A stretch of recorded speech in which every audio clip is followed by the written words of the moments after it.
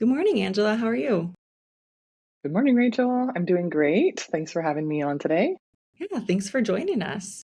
Let's talk about in high school. What were your plans for your life? What were you thinking of doing when you were in high school?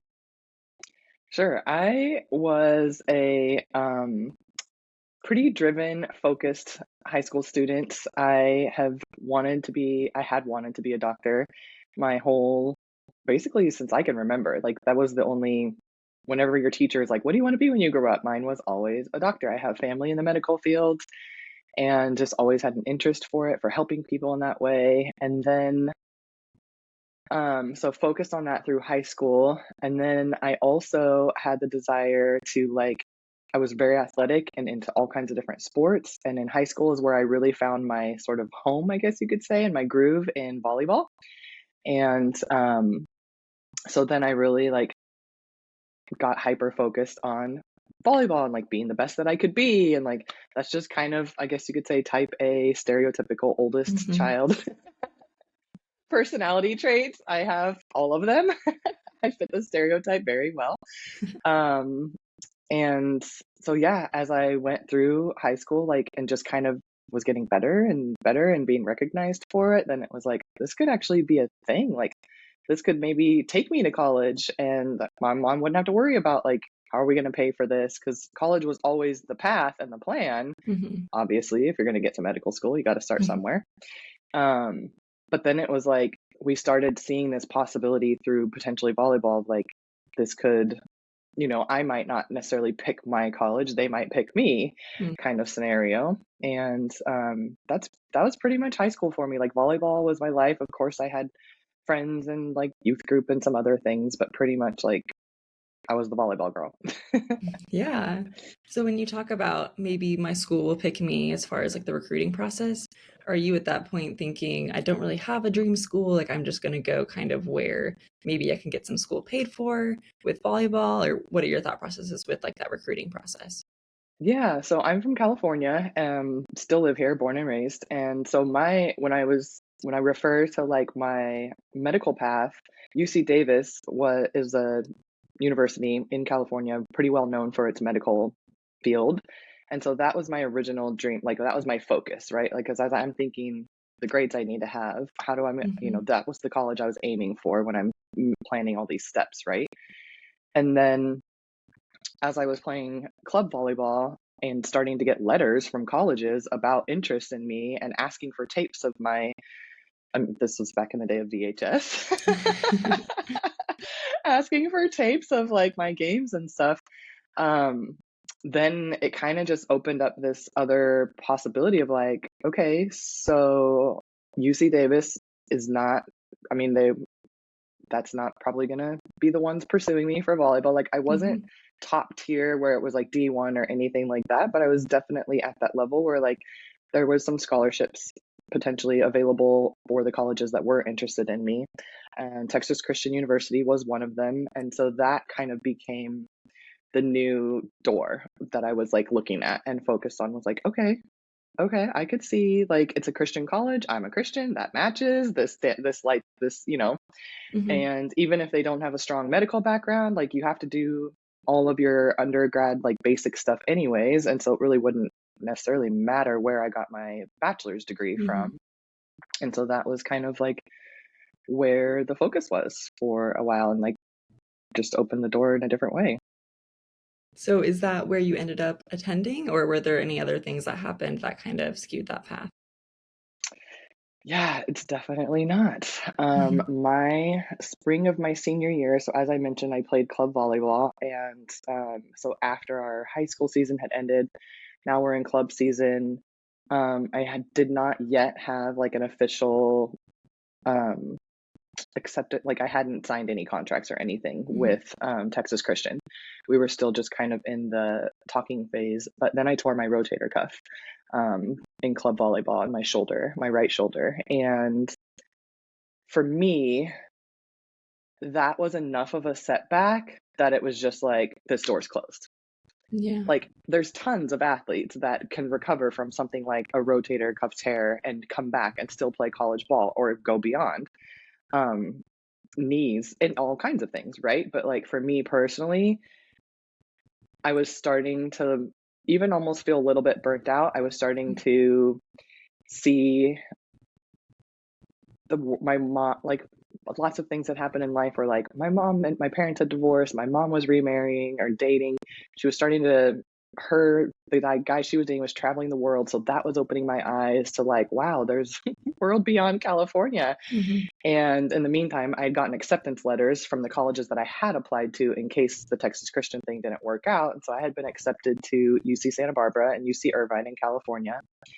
And just really almost, yeah, once the shoulder thing happened, it was just kind of like boom, boom, like, okay, volleyball's off the table. So now I'm going to pick Santa Barbara because I want to go to college at the beach. Hey, college at the beach sounds nice. So that's a pretty nice pivot. Were you hmm at all like sad? Because it did seem, I know you said you're talking about maybe being a little bit burnt out, but if you hmm were kind of for a period of time really thinking like, oh, I'm going to play in college, like that's kind of hmm exciting. So was that sad, or your point of view sounds very positive with just like, oh, well, this is a cool school too. So I'll just go here and transition to a different route. I mean, there was definitely a part of me that was sad and even, because like I said, with that, with with my personality traits and like what goes with like the desire to be a leader and to be kind Hmm. of at the top, that opportunity to make it to the college level Yeah. was this like shiny thing that I really wanted to have on my resume or have on my shelf, so to speak. And Hmm. so there was that piece of like disappointment and like frustration of like, well, so that's one thing that I didn't make it in. But like you said, I also am just a pretty positive person. And I have, even back then, my faith now is on a whole nother level than it was when I was in high school. But I had faith in high school, and I've always subscribed to that, like, everything happens for a reason plan. And so it was easy for me to make the pivot, but there was definitely like moments of like disappointments and like kind of like I had lost out on this chance to do something that nobody in my family had ever done. So, yeah. Yeah, no, that's a really positive perspective. I think, especially as we get older, it seems like some people kind of can develop that perspective, but to have that so Mhm. young is really nice because I feel like usually, you're just in high school, you're just a high school kid. And no matter how mature or positive you are, I think it can be really hard to see the bigger picture of things and know that maybe like, Mhm. hey, volleyball wasn't going to be my life anyway. So that's great Yeah. that you were able to have such a positive perspective on that pivot at such a young age. Yeah, and now so now in my 40s, I recently adopted this phrase of like anytime something doesn't go your way, think about it as like, okay, what could God be saving me from that I don't even know might have happened had I traveled down that path? Or Mhm. what is God saving me for that's like an even bigger and better thing that I also don't even know is in front of me and I just can't see it yet? And so as I look back at like that particular time in my life and I think back about my experience that I did get to have at UC Santa Barbara and the friendships that were built and the opportunities that were created because I was at that university in that space at that time in my life, it's like, oh, duh. Like, and also even with regards to the volleyball, like I thought about temporarily, I was like, well, should I try to walk on and like do a red shirt or should I, like I know some of these girls, I played club with them, I was recognizing some faces. I was like, well, should I?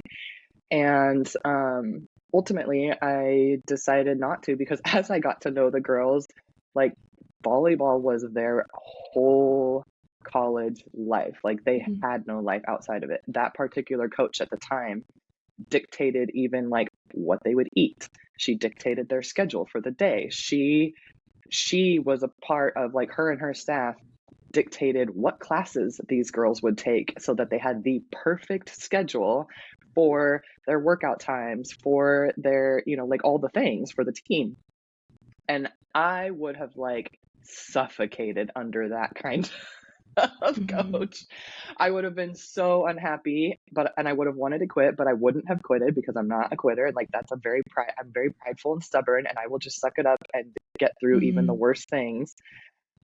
And so it's like I'm so thankful. I'm like, thank God I didn't like make a team. Thank God I didn't. And then I got to play for fun. Like co-ed, Mhm. intramurals volleyball is some of the toughest competition I've ever played. Like, it was so fun and, like, really actually made me an even better player. I got to do grass doubles and I was at the beach. I got to play beach volleyball and, like, it just kinda, like, opened up so many more opportunities, both in volleyball and just life in general.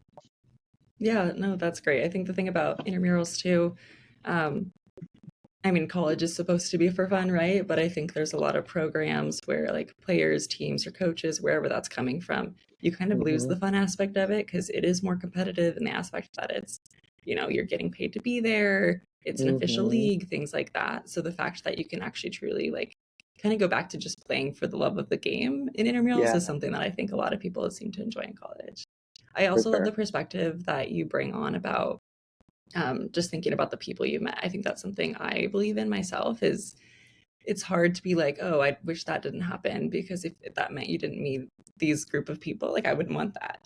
I love that Mhm, perspective because when you really look at the relationships created in that time and in that space, that if you weren't there, you just simply would not have met those people. I mhm, think it can help you be a little more positive with things that are hard that happen because relationships are mhm. just so important. Yeah, for sure. Yeah, I Okay. mean, there's at least 2 that I still to this day, we keep in touch, and we Yeah. we made the unfortunate mistake of doing the math, and we're like, "Oh my god, it's been 25 years." That's so It makes funny. us feel really old. I was an English major, so I always joke with my friends. I'm like, if I'm doing the math, like it's a bad, don't let me ever do the math.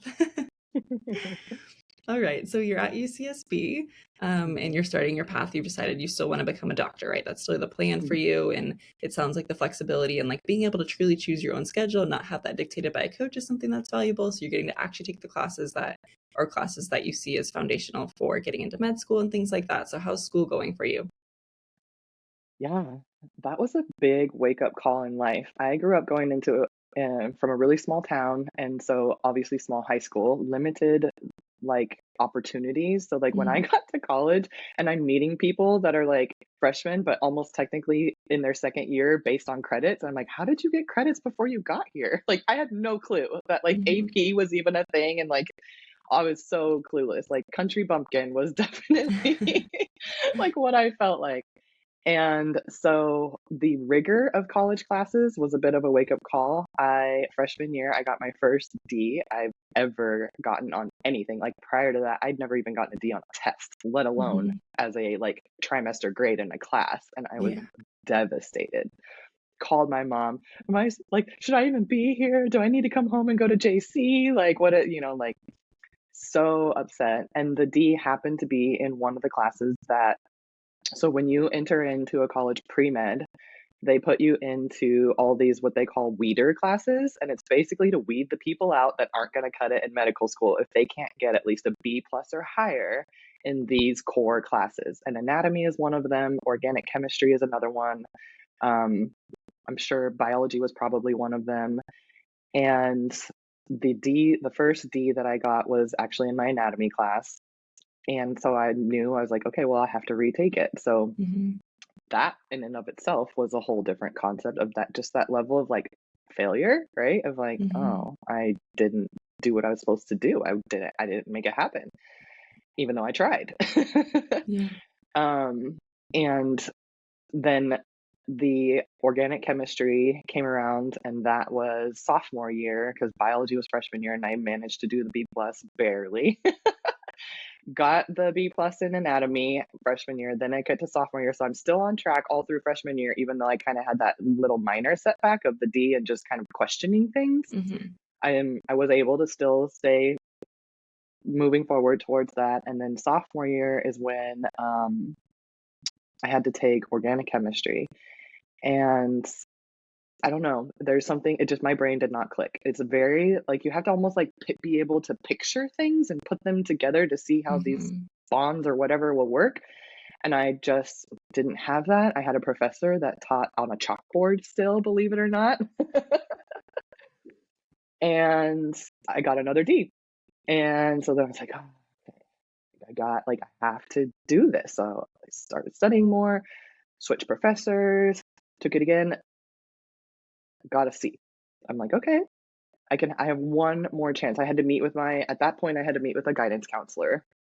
And she told me point blank, like, if you don't get the B plus on this last try, like you can take it one more time. If you don't get the B plus, we're going to have another meeting. You're going to have to change your major. Like you won't be able to stay on the pre-med track.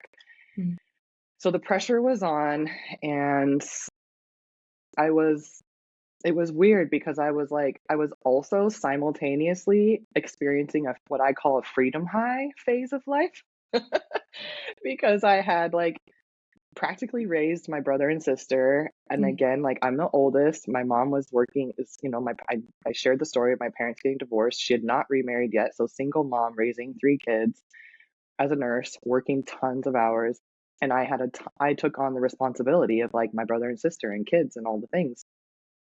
So when I got to college and I realized I was only responsible for myself, I kind of went through this. I call it my freedom high phase of life. And I just kind of I'd never partied in high school because I was so devoted to volleyball and athletics. So then I started like experimenting with partying and other things. And so I've simultaneously like focused towards, I really do want to become a doctor.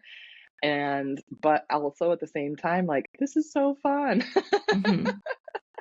So that struggle that was happening there, right? And you can probably see where the story is going. I did not get the B plus or higher in organic chemistry, and so then we had, you know, that was probably my biggest blow of my when I think of like early formative years of like early adulthood, more so than losing the opportunity to play volleyball in college. Like having that path basically just like pulled out from under my feet um really kind of sent me spinning again. This time I called my mom. This time she came and visited because it was like, all right, Bigger we got stakes. bigger stakes. Like, what is going on?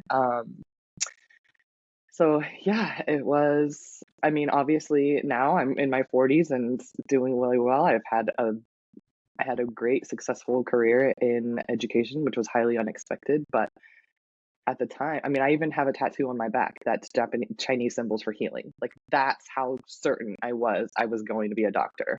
Mm. Um, yeah, I've like spit a ton at you. I don't know if you have any questions with everything I've shared so far. Yeah, no, I think that's really interesting, especially you said like as long as you can remember the whole plan was to be a doctor, right? So when that is, at least to your school's perspective, no longer an option, I mean, what are you thinking Hmm. of doing? They're telling you, I think you have to change your major, correct? So what is like, did Yes. you ever consider, since you were always thinking the doctor was the plan, did you ever Hmm. consider other majors or other career paths? Like, where did you go from there? Yeah, um I had psychology was another one of the classes that fit some of the requirements for pre-med. So I had been taking some classes, and I happened to be in one at the time that this all happened that I really, really loved the professor and just like the topic, and Hmm. just found it so interesting. So when I did have to meet with the guidance counselor and she was like, okay, well, you need to pick another major. And she's showing me like, here's where you've made the most progress towards these other majors. She's like, you can pick anything you want, but you might have to go backwards a little bit and do some of the prereqs for that major.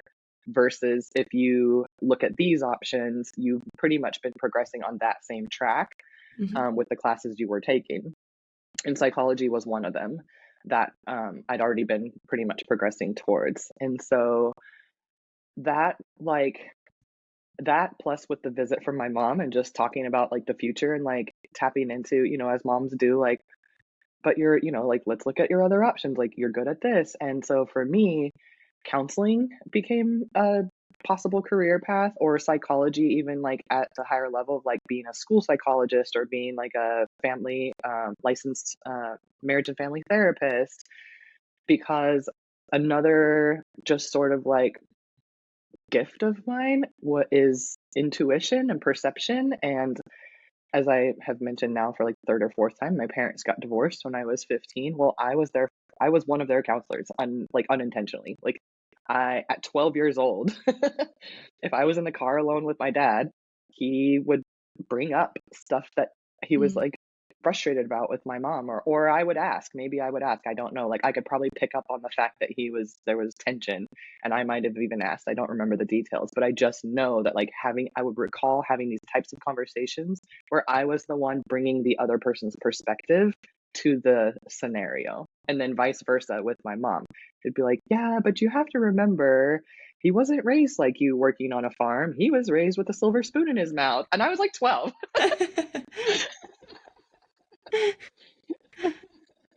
You're like, is that And my kid in the so, backseat? right?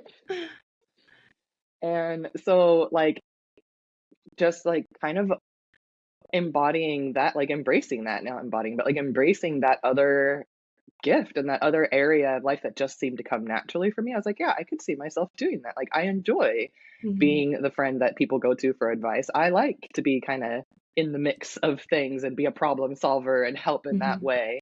And so that's what I did. I chose psychology and I graduated with my bachelor's in psychology in 2002. Very nice. Yeah, that's cool because it's not only something that it was like, hey, this is a path that won't take you too far behind as far as like your schooling where Hmm. you already were at, but it was also something that you thought maybe you had from other life experiences and just your past in general, some actual perspective as to something that you might actually enjoy. So that's good. That was a nice little Hmm. pivot there that wasn't just something out of convenience with school. It was also something you're like, hey, maybe I could enjoy this. Yeah. So you graduate with your bachelor's, and then what's your plan? Are you at this point looking to start a job with your psychology degree, or what's you're looking to go to school again, or what's next? So the piece of my story that you haven't heard yet that has already in our timeline where we're at now of graduation, we have to go back a year. Okay. um my junior year of college. So at this point in time, my mom and the guy she had been dating the whole time I've been in college have gotten married. As I mentioned, they enjoy traveling and they're both nurses, so they would work and take like 6 weeks off and go travel to some foreign country and just explore and like backpack style travel. They had been planning a trip to Guatemala, Mexico, and Honduras to do like a Mayan route where you visit all the different Mayan ruins. And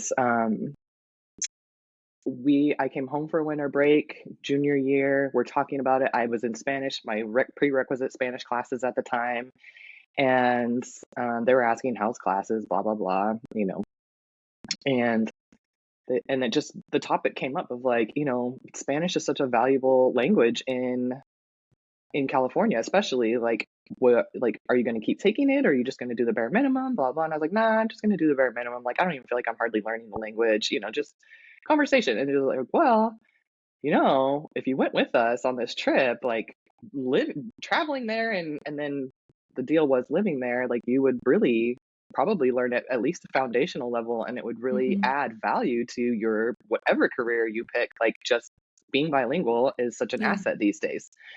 And so we just went with it. We made plans for me to take spring semester off of my junior year and to make up the coursework during summer classes after we'd gotten back from our trip. So the deal was that the trip was going to take 6 weeks. Semesters are 12 weeks.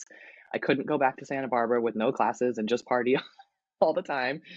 And so I had to stay. And so I stayed in Antigua, Guatemala for 6 more weeks by myself at a Spanish language school, living with a host family connected to that school. And I studied Spanish every day for 4 hours a day. And while I was there, I met the man who's now my husband. Wow. And yeah. So while I was, career wise, you asked that question. I am still thinking like grad school's in my future. You Hmm. can't really do much with just a bachelor's in psychology. So if I do want to pursue marriage and family therapist or counseling, like regardless, grad school's in my future, right? So that's Hmm. my next step that I'm looking ahead to from the career job side of things. Hmm. And then meanwhile, I start dating this guy from Guatemala and I go back 2 more times. So I keep coming back and forth, right? Staying with my coursework, honored the commitment, did summer school, all the things. I go back to Guatemala and like basically I'm dating him and we're dating long distance for my whole senior year of college. He's trying to get a visa to come see me, meet my family, like experience American culture Hmm. before we get super serious farther down this relationship road. Yeah. And so for not, yeah, about 15 months, he applied and got denied at least 3 different times. Mm. And so here I am approaching graduation, and it's like, I'm in love with this guy. I know I want to be with him. He can't come here to be with me. So now I'm starting to be like, well, I can always go back to Guatemala. Yeah. So, excuse me. So I graduate, move back home, try to figure things out. Still not really sure. I haven't applied for grad schools yet. I was kind of planning to take like a gap year and just sort of, because so much was up in the air, as you can probably Mhm. imagine, as I'm talking through this piece of like being in love with a guy that's living in another country. And so like my family and I agreed, like, yeah, just okay, take a year, let's figure this out. Meanwhile, I get a job in my near my hometown, and I'm still in touch with the guy who's now my husband, and we were waiting for the answer from his fourth and final opportunity to try to get his travel visa, and he got denied. And in the meantime, I had a friend from Guatemala reach out to me, and she's like, "Hey, the school that I've been working at is great, and there's like 4 teachers leaving. Would you be interested?" And I was like, "Oh, I don't know, maybe." Um, to try to make a long story short, I apply, I get the job, I move. And so I moved to Guatemala. I teach there in a bilingual setting for a whole year. And during that time, we tried to go the fiance's visa route, and that didn't work either. I didn't. Mm. I hadn't paid enough money in taxes to be able to sponsor him as a fiance visa. Good old American government. Um, and so now at this point, we've been together 2.5 years, and towards the end of the year that I'm living there, working there, and we're just sort of talking about our future, like what's next when this teaching contract ends. I couldn't necessarily see myself living there indefinitely. I still had the Mhm. desire to like come back to California, bring him with me, potentially look at grad school, excuse me. And so we made a decision to get married. And we got married in Guatemala in July of 2003 and started the process of paperwork for his green card. And by November, he was cleared, and his first day in the US with me was Thanksgiving Day of 2003. And so now I'm like, okay, I have a family and I'm not living in my mom's house. And so it's time to look at like, what do I do for a career? And so I did look at grad school for the psychology route. I also looked at nursing because I was like, I still was interested in the medical aspect and also the flexibility that nursing schedules can sometimes give you. Mhm. And ultimately, for me, it became about practicality. We were just married. I had a year of teaching under my belt. Had a bachelor's degree, so I was able to substitute teach immediately and just start making like, you know, pretty good money with some flexibility in case I did need to go back to school. Yeah. And so then I was like, well, what if I did get my teaching credential?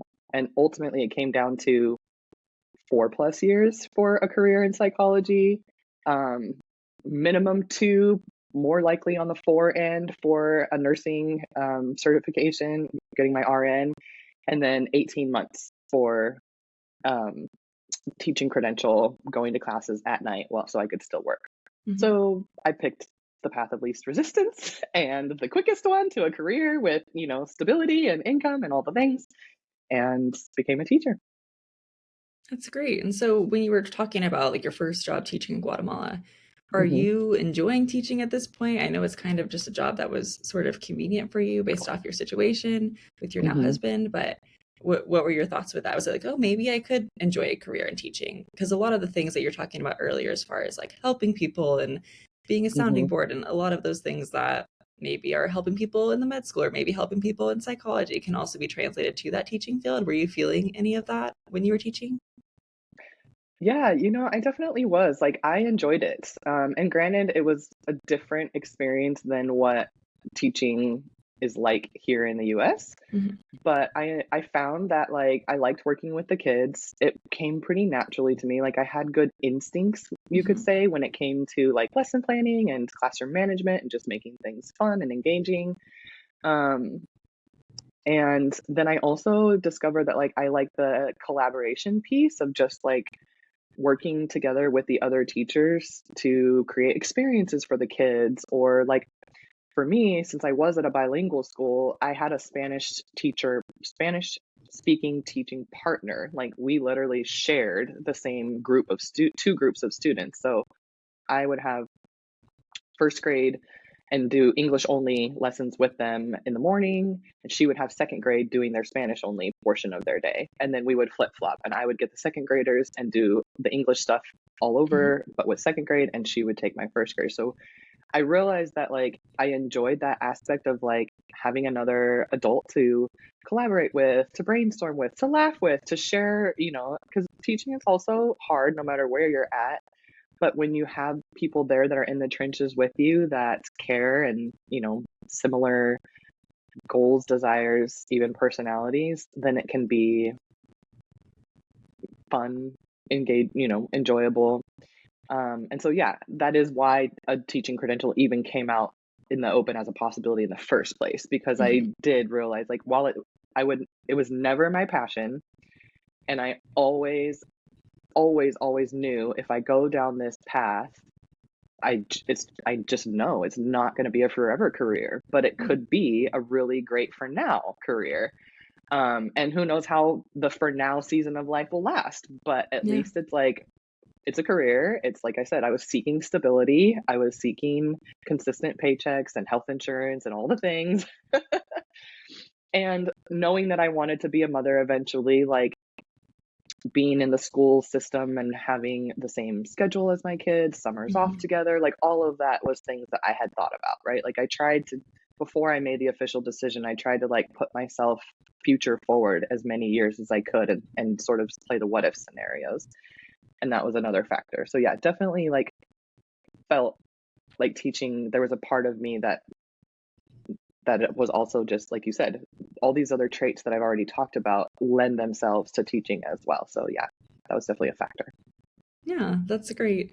When you talk about you're going from teaching, and this is maybe not a forever career for me, you have that kind of in your mind right away. So, how Hmm. long did that for now phase last for you? 19 years. Yeah, 19 years with, so let's see, it would have been right around my 10th year, 10th or 11th year, that I was about ready to just call it quits and was just like, I can't, like, this is killing me slowly. And at the time, not to knock private schools at all, but at the time I was working at a private high school and struggling with the entitlement that those students were showing up to the classroom with, struggling in the particular school that I had been working at. I did not have a administration that supported everything the teacher needed to be supported with. Like I had no ground to stand on when it came to my grading, when it came to like we gave citizenships back then, citizenship grades for students. And I had been called into the principal's office on multiple occasions, basically asked if I would change a grade for a kid so they could be eligible for their sports. Or because so and so's parent had complained and they're a major donor and contributor. And it was just Mm. like, not only am I dealing with this little turd all day long, every day, but now you want me to actually extend him like favors? Like, and so you can imagine, like, after a few years of that, you just start to just like, what? I'm not, I just Mhm. can't, I can't keep doing this. Like, I'm working so hard for people that aren't even appreciating it. And they're not only are they not appreciating it, but they're literally pulling the rug out from under me of the ground I'm trying to stand on to create this environment and this culture in my classroom. Mhm. Um, so that was like right around year 11 where I was just like, I actually looked back into the medical field and was like, how long would it take me to get my nursing career? And two, at this time, like now, bachelor's in nursing was more common. Whereas when I first Yeah. explored nursing, that wasn't very common. And so Mhm. nursing programs at junior colleges were severely impacted, and you were like entered into a lottery. So that was a big factor of why I didn't pursue it back then. Um, but now here we are 10, 11 years later, and so much has grown and developed, and there's more opportunities, all the things. And it's still a field that was in need of service. So I revisited it and was like, I kind of had this like not quite midlife crisis. I'd like to think I'm midlife now, but but midlife-ish crisis of just like, is this the breaking point? What do I do now? Like at this point, I would go take a job at Starbucks over showing up in this classroom another day. Um, and after like talking to family, talking to some mentors of mine, praying about it, um, I recognized, and this had already, seeds for this had already been planted along the way, but I was recognizing and had been given opportunities to show leadership and to get outside of the classroom to look at the bigger perspective of like school initiatives and goals and all these things. And I found myself really drawn to that. I was like, I actually, when I get to go leave this classroom and being in all these meetings all day, like I actually like that. Most teachers are like stop pulling me out of my classroom. I'm like, I'll go. And so I found that like again, tapping into my natural strengths of like perspective, of intuition, of being like problem solving, like those started coming out now in this world of education. So I decided to pursue my master's degree in education administration and get an administrator's credential so that I could go outside of the classroom and take on roles that were more initiative aligned and to tap into those problem solving leadership traits that I had, and also looked at getting my counseling degree at the same time because you could do both within the world for school counseling specifically. Um, but decided that was going to be too much of a heavy load because I also had 3 kids by now. And so stuck to just admin. And so that carried me out of the classroom and sort of looking back, I could see how it was almost kind of like a band-aid, but it was also necessary steps for me to take to build the skills and the experience that I have now that I'm using outside of education as a life coach. Um, and so it all played a purpose, right? Like everything, every step along the way, I can look back at my life and see how every single move that I took has played a role in giving me the skills, the experience, the background knowledge that I needed to be able to become an entrepreneur and to like start my own business as a life coaching as a life coach and mentor, um and the experience of coaching people through being a school principal, and for interim between teaching and principal, I was what's called an instructional coach. So like literally that was my job, was to coach people like up into their higher level of themselves as teachers, like help them become even better at what they were already doing. And so I was trained in it. Like schools were paying for me to go get these trainings, and that now I get to use them in my own business. So everything has played its role, but yeah, it's definitely come about in a way that I never would have Yeah, could have ever predicted. for sure. So after your time as an instructional coach, can you talk a little bit about when you made that jump to into life coaching? Like how did you always for that path like I'm going to start my own business. I think I'm going to do my own thing. Like how did you get there?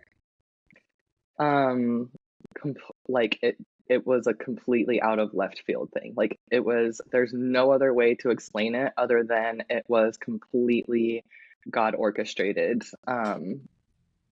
Yeah. I so 2000 so I'm a school principal and doing very well there. Like literally am setting myself up in this district to be able to go any direction I want to go. If I want to go off the campus into the district office, I would have an opportunity to do that. If I wanted to go even bigger and go to like a county office level of director type career, I was setting myself up to do that.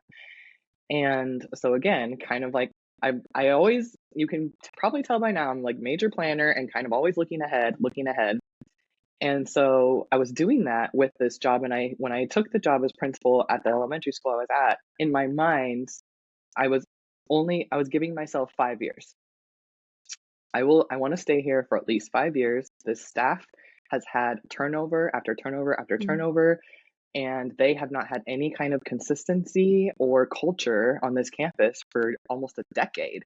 So I was committed to bringing that to them and for them. And the 5 year mark took us through the pandemic. And I almost didn't make it to the 5 year mark because of the pandemic and Yeah. how hard it was to be a leader in the school system, also while still trying to be a mom and have my own 3 kids literally at home doing school completely by themselves. Because since I was the principal, I was the one employee who was not allowed to work from home.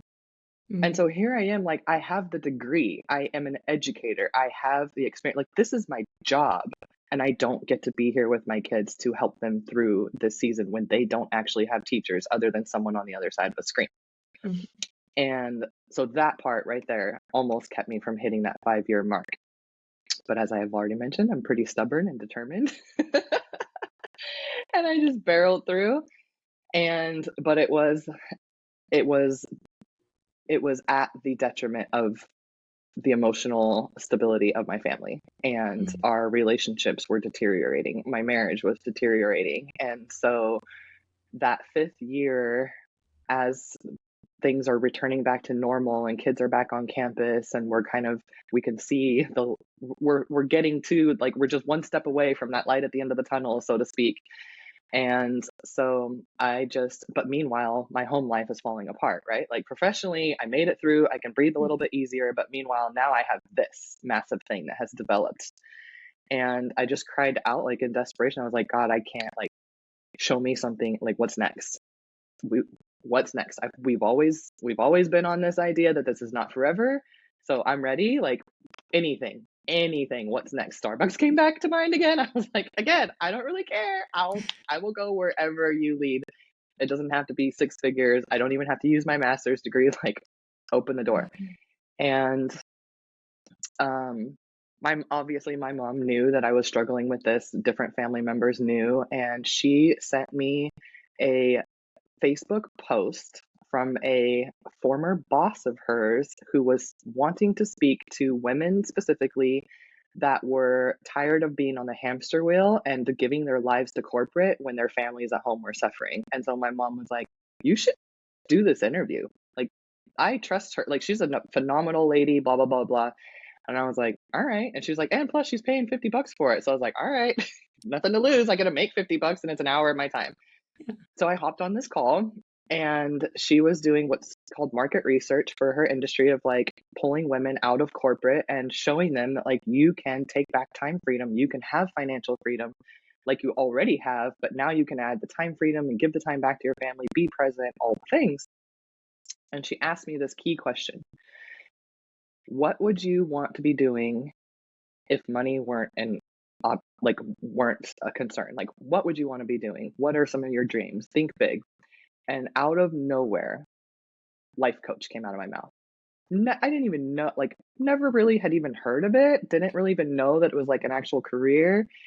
And she grabbed onto that instantly and was like, and painted this picture for me that was, like, amazing, but also felt realistic and felt doable. So that planted that seed. And so then I'm, like, talking to my husband, bringing it to God. I started reading this book called The Next Right Thing that is designed to help you go through, like, major kind of crossroads in life and evaluate the decision making process to see. And it's a faith based book. So it is really to see, like, is this opportunity or this decision that's in front of you, is the direction you're wanting to go, is it in alignment with God's will or not? And it's so, um, ultimately, like, that book and the timing of this all is what affirmed for me, or, like, confirmed that, like, yeah, Angela, like, this is a leap of faith. Absolutely. It's scary as heck, but, like, this is the next step. This is what I'm calling you to. And um yeah, just go for it. And so I hired this lady as my business coach to teach me how to create an online business, entrepreneurship, or even like I'd never even sold lemonade. Like that skill was not one that had been innately in me, right? Like we've talked about a lot of these traits that I've always been able to recognize and identify. Business mindset or entrepreneurship, that was never one of them. That's amazing. What a cool story. And so now you are working as a life coach, correct? Yes, I am a certified Christian life coach and mentor for faith-based women, women who really are just like basically me 5 years ago of just like you're over it. You recognize that you've been giving so much of your time and energy into something that you're not even sure you really believe in anymore. And it's causing you overwhelm, it's causing fractures in your relationships. It's been the source of discontent and unfulfillment in your life, which then, as you can imagine, affects pretty much every area of our lives, right? Like our mental health isn't great, our physical health probably isn't great because our mental health isn't great, so we don't have the energy to focus on Hmm. the physical things that may need attention. um and and for me, it's bringing her back to that trust in God and that relationship with Him. Um, because ultimately, like, I truly believe anyone who is seeking true stability, true peace, that unshakableness that you can handle whatever life brings at you, um, it's it's only by partnering with God, the Almighty, who has the supernatural access to give you the capacity and to fill in the gaps where you are weak, where you are lacking, where you feel unable. And but with Him, when you partner with Him, you can do all of those things, but also too, He guides you in a way that you avoid some of the pitfalls that were causing you the stress, the anxiety, the other things. So yeah, that's where I'm at. And that's what I'm doing right now. That's awesome. It's clear you're passionate about what you do, and that's really cool that you found something like that. I think something that's cool about where you're at now with your career is before it sounded like your faith guided you in your life from Hmm. a pretty young age, but now you're kind of able to really interject that faith into your business, and it's something you're Hmm. really passionate in and you really believe in. So to kind of be able to bring that into business makes it feel less like just a job, like it's actually you being able to live out your beliefs. And I think that's really cool. Not Yeah. everyone gets to say that through their work they actually get to very live authentically in themselves. So that's awesome. Yeah, that's a great way to describe it. It does feel very authentic, and like aligned is another word that I often use. Of like I just and that's where some of that stability comes from, right? Like when you're in alignment with your all areas of your life, then just like a car, right? If it's out of alignment, you notice it because it pulls to the left a little bit or pulls to the right, or when you brake, it shakes a little bit, or something happens that's like shows you we're out of alignment. Something's not right here. But then as soon as you take it to the shop, get the things back in alignment, then it's like smooth sailing. And that's how I feel my life is now. Things still happen. It's not perfect. It's not sunshine and rainbows every single day. I have three teenage boys. Like, of course, it's gonna get tricky. Life is gonna throw me some curveballs through their lives and their choices. Primarily is what we usually experience. But like because I am driving the car, so to speak, on such like solid foundation, then I can handle the potholes, or I can, you know, I'm trying to use this analogy, but you get where I'm going. But yeah, I love that you said, now I don't remember the word that you used because I took over with alignment, but No, that's totally okay. Yeah, no, authentic, I think, is the word that you had caught on to. authentic. Yes. Yes. Well, thank you so much for sharing your story with us. I think you had a lot of pivots in your life, and it was like, oh, this was the plan. And then I ended up doing this, and then I ended up doing this. And I Hmm. just think that that's very common for people. Like, we have to pivot. And it's not a clear path to like where you want to go or what you want to do, or maybe like the dream job for you. So it's always Hmm. great to talk to people that have kind of found what they really feel like they're meant to be doing. Yeah. And maybe it's just not a traditional path. Maybe you would have been a great doctor, but maybe you're an even better life coach. So, Yeah, and then it's funny that you mentioned that because I mentioned earlier like the tattoo piece of like how I have this tattoo that says healing mhm. on my back in Chinese. And I recognize like one of the things that I recognize was like I'm still healing people. I'm still helping them and serving. It's just not in, like you said, it's just not in the medical way. It's not in the Mhm. sense of like, I can put a cast on your broken bones or I can stitch up the cut. It's like, no, I can heal your heart. I can help you. I mean, I'm not going to take all the credit, but like I can be a facilitator in Mhm. that healing and in letting go of things from your past and hurts from your past that you've just been holding on to and dragging with you. And yeah, so definitely, definitely a lot of the same things I was striving for back then when I was 16 years old and so driven, but just came to fruition in a different path and in a different way. Absolutely. Thanks for having coming on with us. Thank you for having me, Rachel. It's been a great conversation. I appreciate it.